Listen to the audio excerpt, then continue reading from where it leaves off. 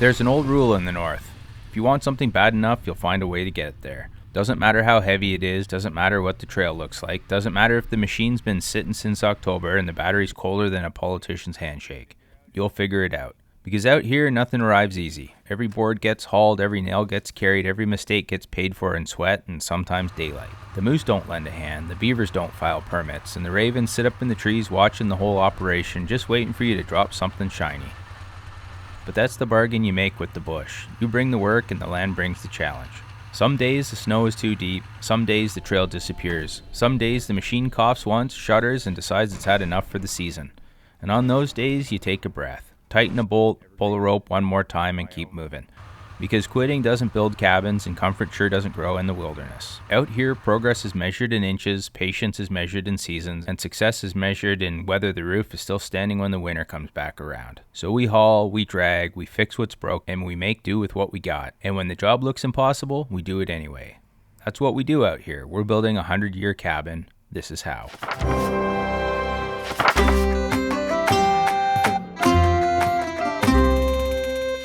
For Frechette, a few things I gotta get done before the snow melts.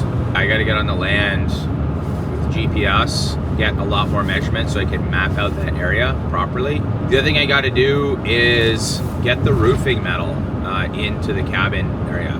We take advantage of the access that we have right now that we've established over the past few months to get that metal in. So gotta bring in the foam. We're on the clock right now. Yeah, the van is throwing codes. I'm getting a low battery warning. Sucks.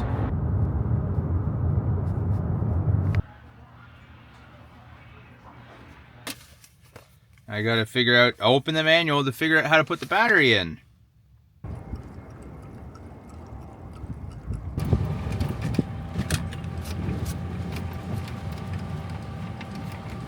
The snow's starting to come.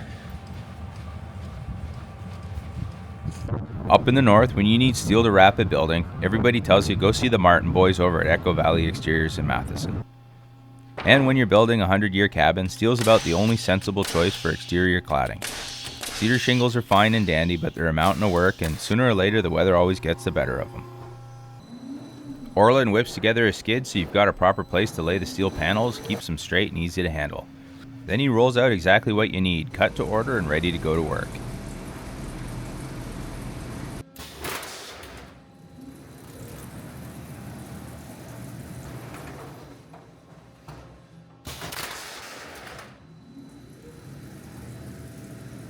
Now, I talked to him ahead of time and brought down a couple 12-foot 2x4s to use as runners, so I could drag that skid proper down the trail.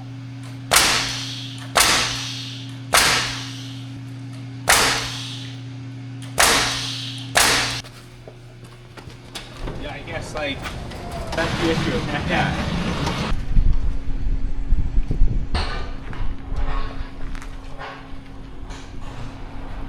While I'm here, I'd figure it'd be foolish not to pick a man's brain and learn a thing or two about the steel he works with. When the day comes to set that roof, I aim to do it once and do it right. Out here, a smart fellow learns from another man's hard lessons. Saves himself the trouble of earning the same scars. One like this and then because he did tell me, he's like, make sure you give him some heads up that he's got time to prepare the order, right? What's the spacing of the strapping should I put on? Are you using 1x4 or 2x4? So what material are you using first of all? Like are you using a plywood deck? Okay, no plywood, just 2x4. 20 inch is standard for that. 20? Okay. Yeah, it kind of got the sweet spot between 16 and 24, so 20 inches. Okay. Like you supply the screws as well, right? Yeah, absolutely. Screws, trims, ventilation, foam, sealants. Okay. If I was going to go with this for soffit, like do you cut it all down? Yeah, we cut that to the exact activity. If you went 20 inches or whatever, we cut that to 20 inches. Is this usually installed with like J-channel on on both sides? Well, on the outside, your fascia is going to cap it. Okay. But you got a J-trim on the wall side. We can do a two-piece J, like a double J we call it. Where you got the J for the siding to got behind as well as for the soffit. Okay, yeah. Installing one piece of trim for both. Okay, that's a good feature. Like, how do you deal with the corners? There's custom corners. We do custom corners, steel corners for whatever I mean, that's available at any. Because this has like a board and batten kind of. Yeah, that is. You know. Feels good to be finally rolling on these roof plans, making some honest progress. Winter Trail's still holding, and that's the only reason we can move the big stuff in now. Without that frozen road, there'd be no hauling a skid like this. She's far too heavy to lift, and I'd be stuck shuttling sheet by sheet on the Argo. A slow, miserable business, and one best avoided while the ground still carries a man's load.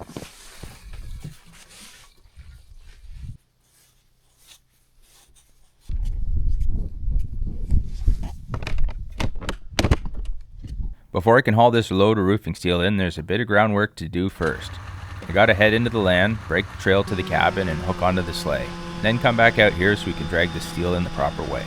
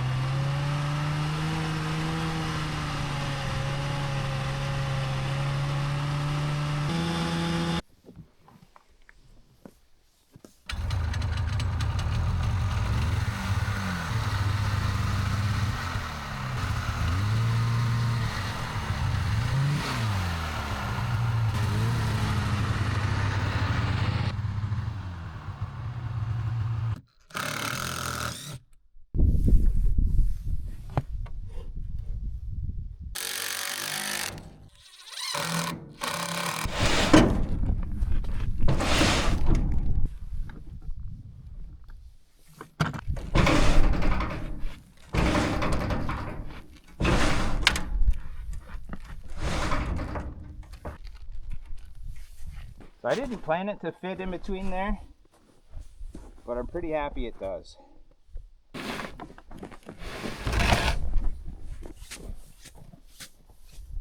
Make it out, okay? Pretty good. Yeah. I got the. That's really good. They strapped it down nicely for you. Yeah, I strapped it down and I brought these 12 footers. Yeah, you had them in the van. No, good. Yeah. It's heavy. I don't know. We'll see how it goes.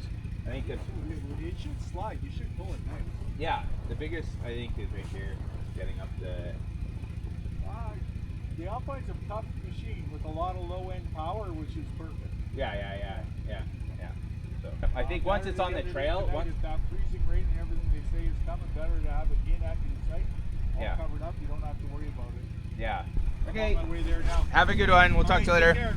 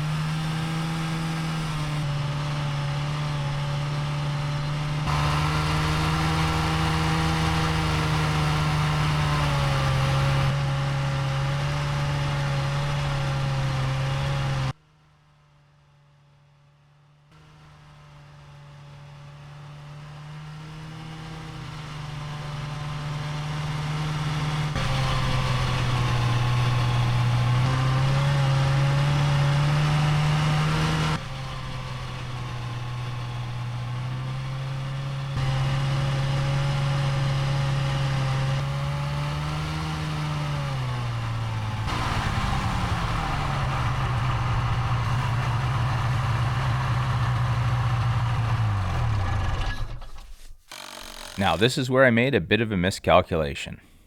I only packed one trail running past the cabin, and you can't very well dump a load of steel right in the middle of your only road. So I swung it off to the side to set it down, and that was a decision I'd soon come to regret.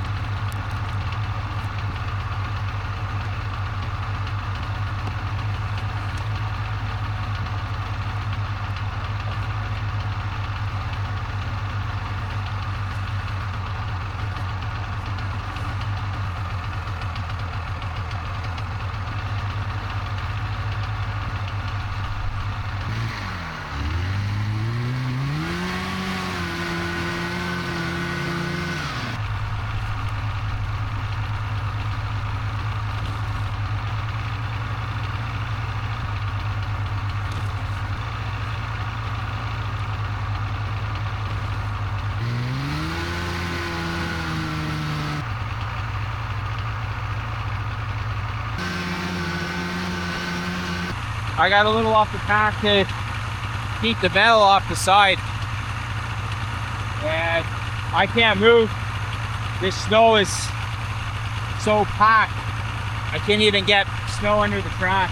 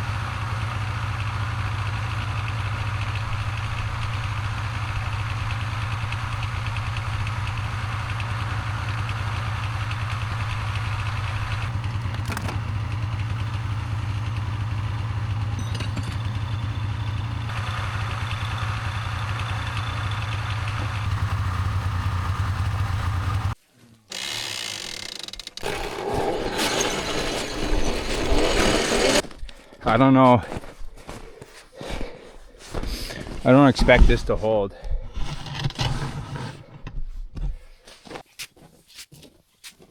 My thinking here was simple enough. No way I'm driving this 2x6 straight down into the frozen trail, hard as iron. But off to the side, that snow's got a bit of give, and I was able to punch it down good and solid. Now when I pull back on this 2x6, it bites against the edge of that frozen trail below. There's a fair chance it'll catch and hold. And if you're sitting here watching this thinking that might not work, well, I was thinking the same thing myself. But if you're the sort of fellow hollering from the couch that I ought to just tie it off to the cabin, well, chances are your wife already knows you're full of bright ideas that only work indoors.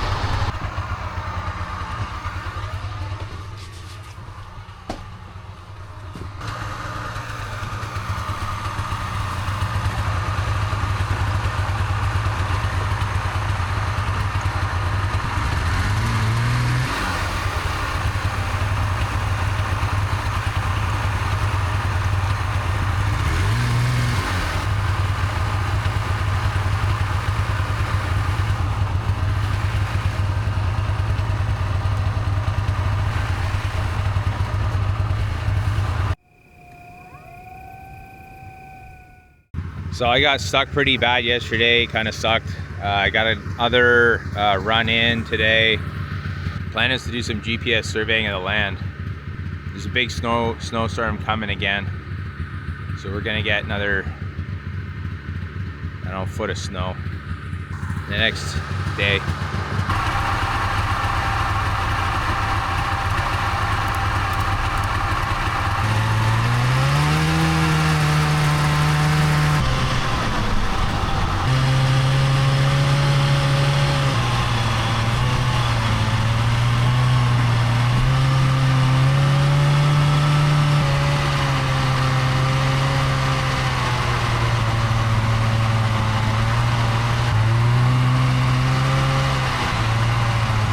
Okay, I just got some bear spray.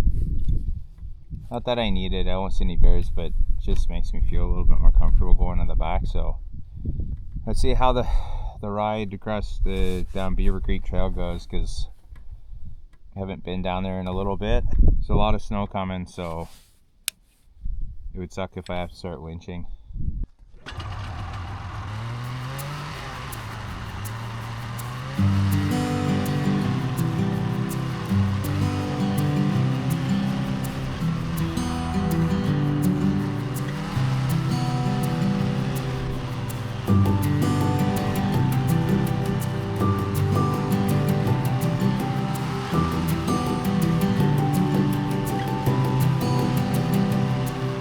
Some folks say to mark the trail with flagging tape, but when you spent days cutting it in, you don't forget where it goes. Like a son or daughter, the seasons may change it, but you'll always know it's yours.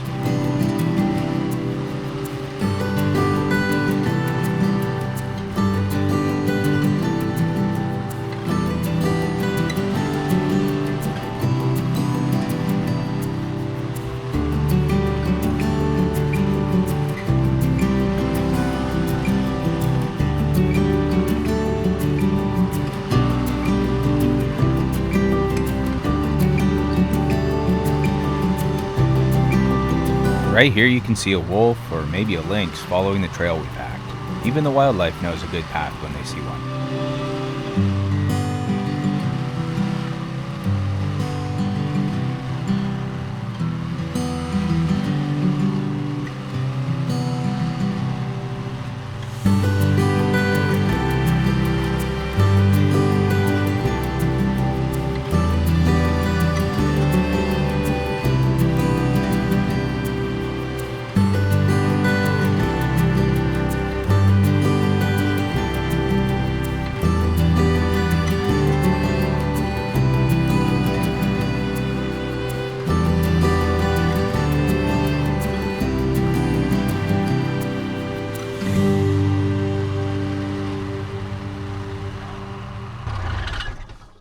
That wasn't too bad. You know, it's just nice when you can cut right in. Drive is clearly, there was a trail here before, so.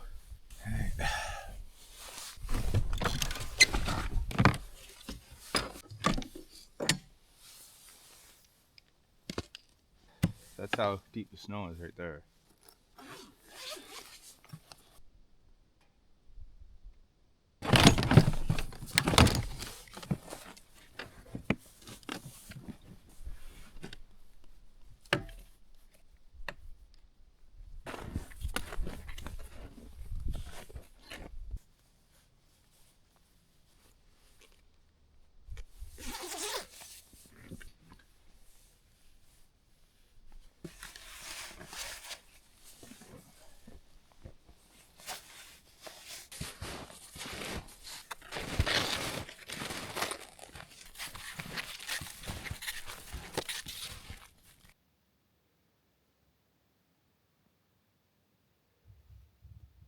So I'm walking out here. There's a lot of rabbit tracks out here. It looks like hare, you know, hanging out. Stepped into this little evergreen biome.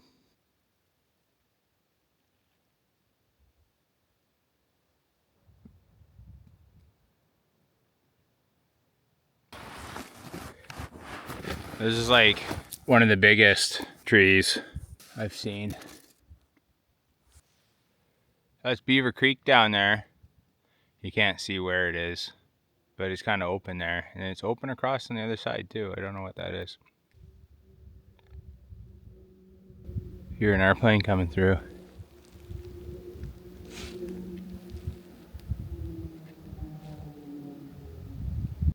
You can see the hare's been here, eating the bark off the trees. So I've been out here for a couple hours trudging through, back to the snowmobile. Well, I got back.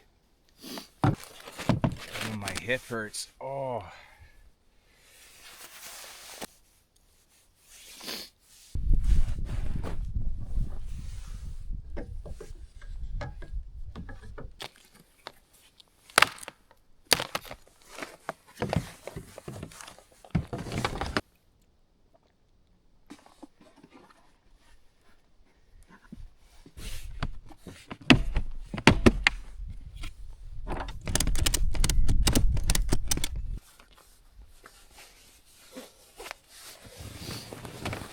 Oh.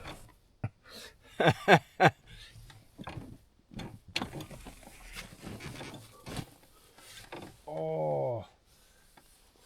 Oh, I got a cramp.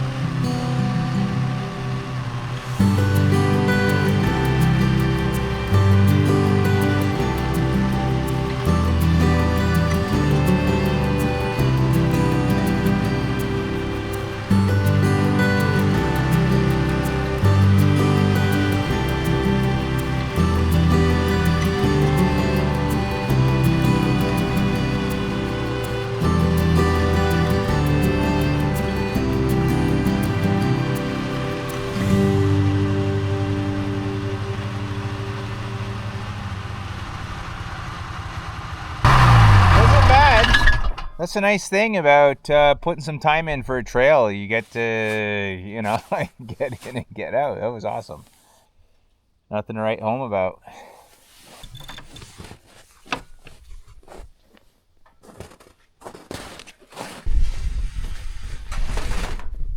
Time to put a little care into the trail. Late in the season, every inch starts to matter. Not that the snow is about to vanish overnight, but we're surely not getting another couple months of fresh cover to work with. So it pays to tidy things up now, pack it down proper, and with a bit of luck, that trail might hold together for at least an extra week of hauling.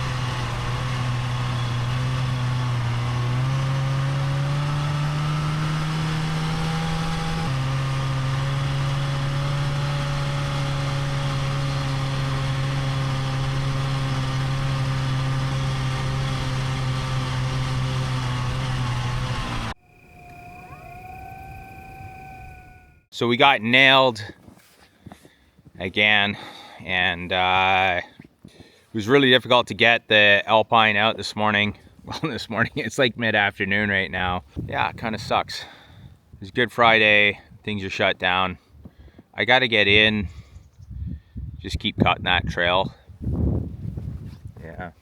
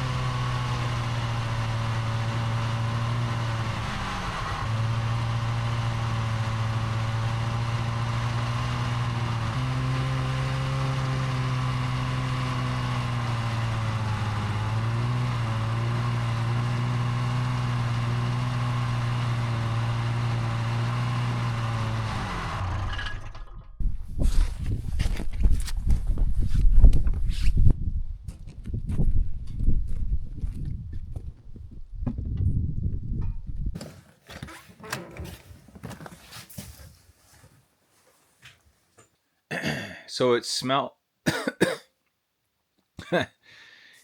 like wood stove in here. It has like a bit of a smoky smell when you come in here. It's not bad. It's nice. Yeah, and Becca pointed out it feels kind of like it always feels a little warmer when you step in the cabin. It's just the fact that there's no wind on you. So I got to get ready to haul in a bunch of foam for the roof. I'm going to do that tomorrow. When things are open, I can go buy the foam. But I need the ability to transport it on the sleigh. So that's my plan. Getting damaged by hitting trees or whatever. That's the plan.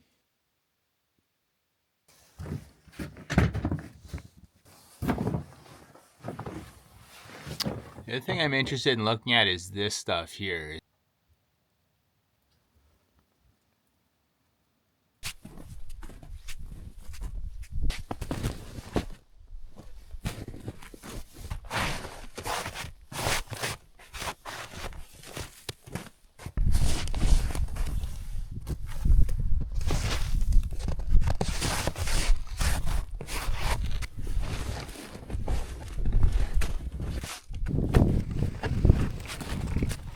I haven't seen this happen before, but pulling that steel was so heavy, it somehow bent this, and even bent the, I've never seen that, you bent the pin. Got a lot of pressure on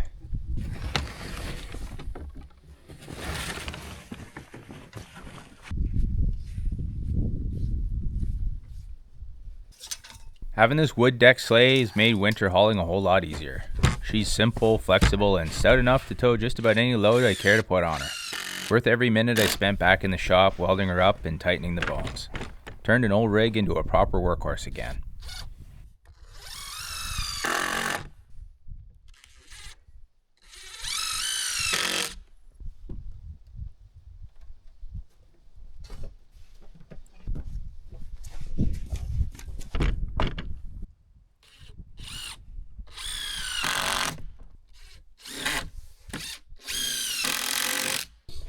This will give me area to put the sheets down on.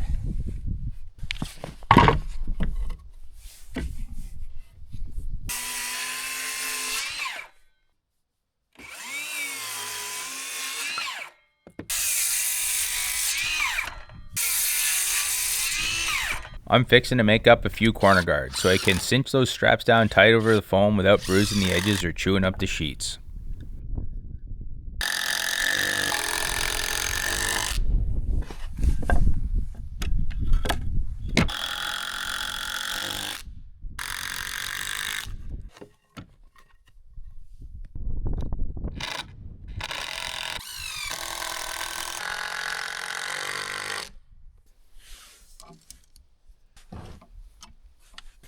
So it's 5 inches to the bottom of the lowest roof plank.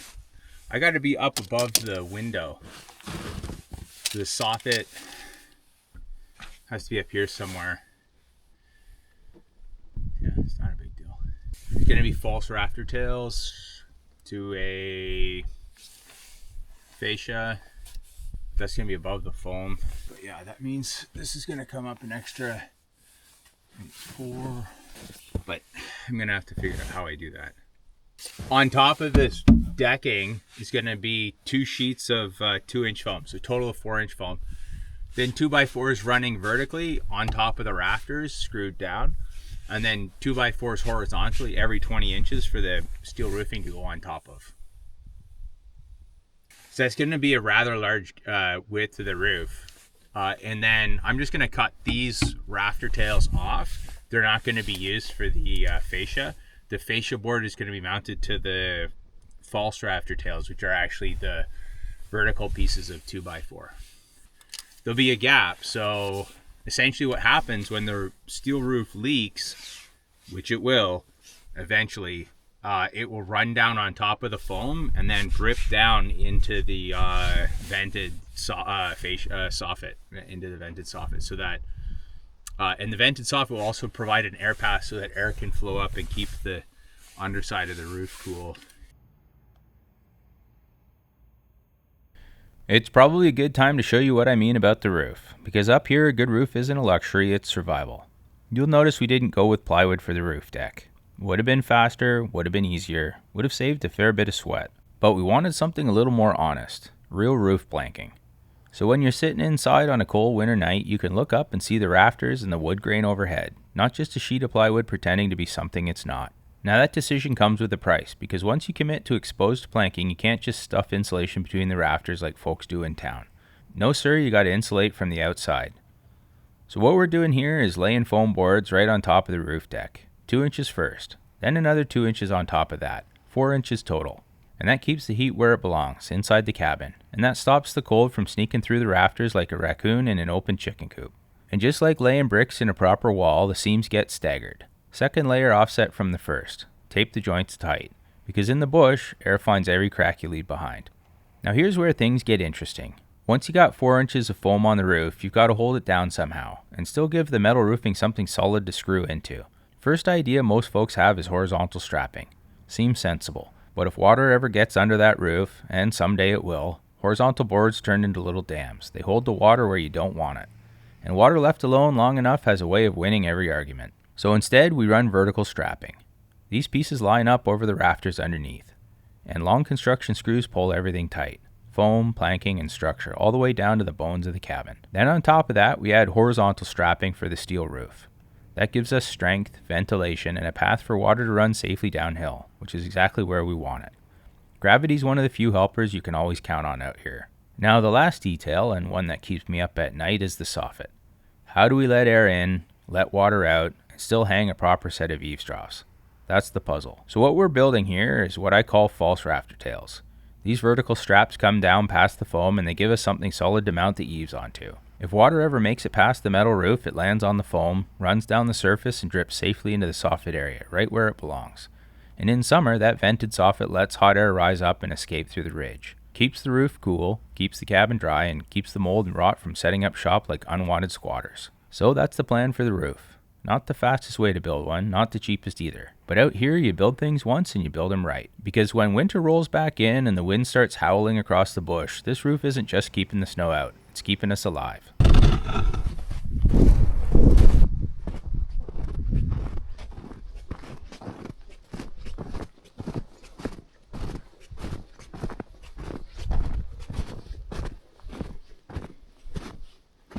So right in there was where we originally intended to put the cabin. And we may still put one back there, or maybe down the Beaver Creek Trail. But that was, yeah, the idea was to put the cabin in there, in amongst the fir trees. This is supposed to be the squatter's cabin, which once we put the floor in, we decided to make it into the guest cabin.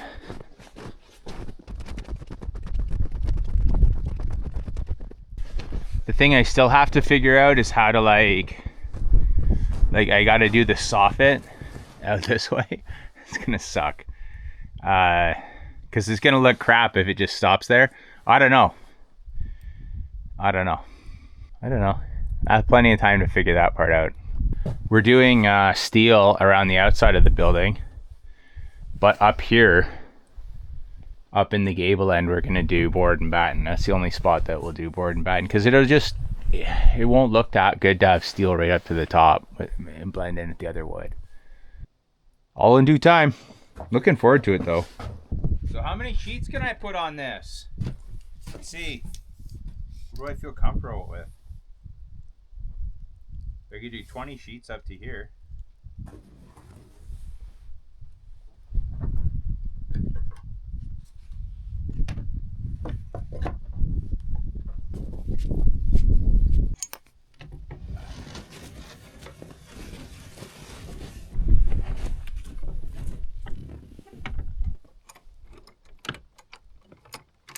Now, one of our viewers, Don, sent us his trail camera. Claims it shoots a full 4K video. Well, we'll see about that. It's exactly the kind of thing we've been wanting for the channel. Something we can set up and just let the bush tell its own story. Oh, this is not a good idea. So for now, I'm going to mount it here near the cabin and give it a proper test run. Easy to get to, easy to check on, and right along the trail where the wildlife likes to use. The moose haven't been through here in a couple months, but this is still their highway. And they'll come down this path and head straight towards the river once it's open and they can get a drink. I've got to admit, it would be pretty special to catch one of them just strolling past the cabin like he owns the place. Out here, the wildlife usually does. So we'll set this camera up, let it keep watch, and see what wanders through while we're busy building.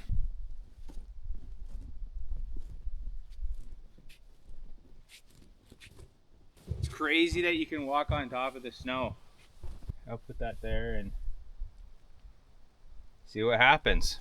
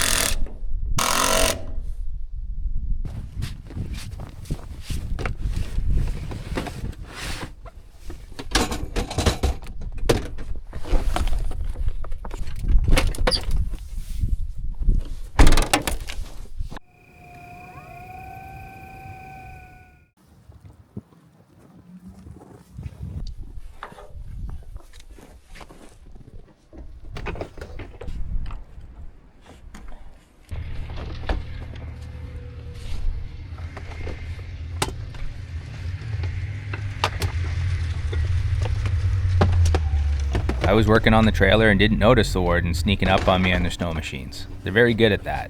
Up here in Canada, we call them conservation officers, and they know how to travel quietly.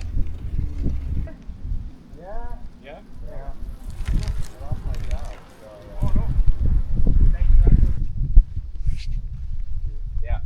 And when you get in the It's all track. It just doesn't turn. Like that's the thing. Yeah. It doesn't. You know. Cool. Yeah, it was nice to meet you as well. Take care. Yeah.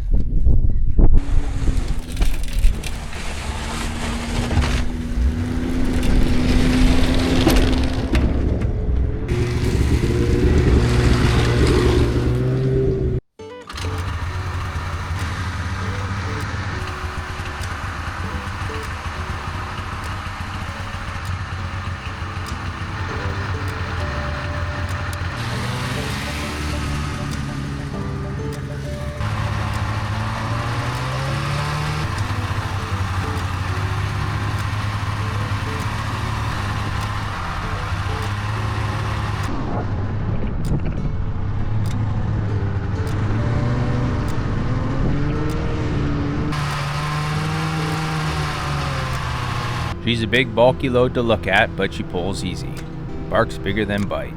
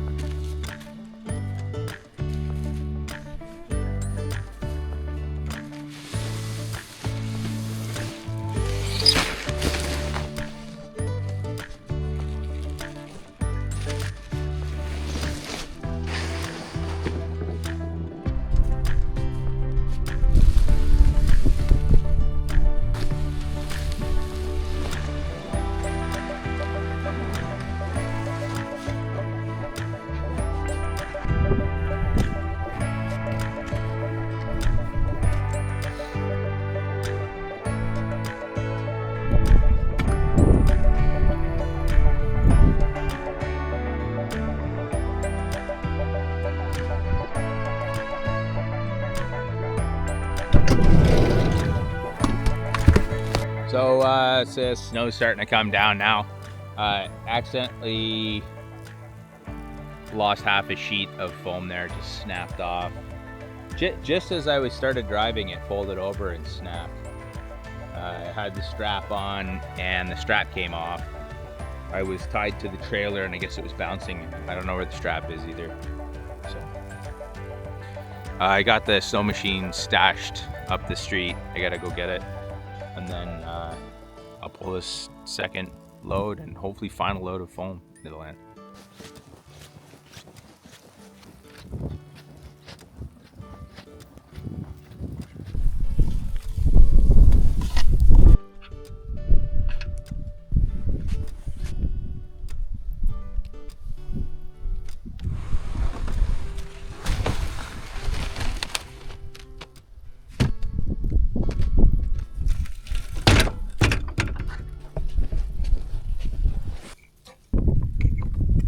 Yeah, see, when it gets like this, it's not good. It's the snow's starting to pile up. This road doesn't get plowed, so I think this road gets plowed once a week. Get this into the cabin and good luck, head back out.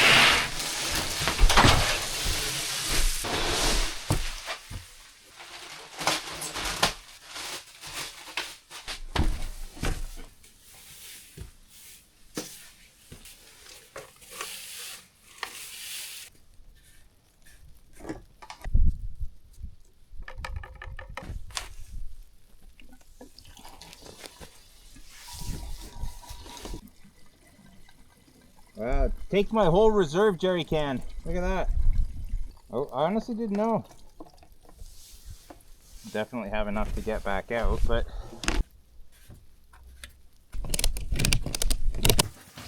hit the road. Hit the trail, I mean.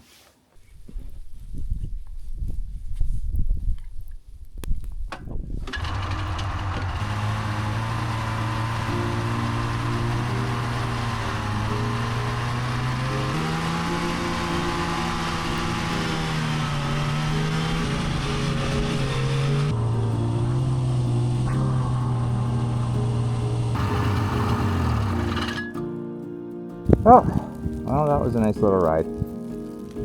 This will, gotta get this trailered and head back to the lifeboat. Another day, another 50 cents.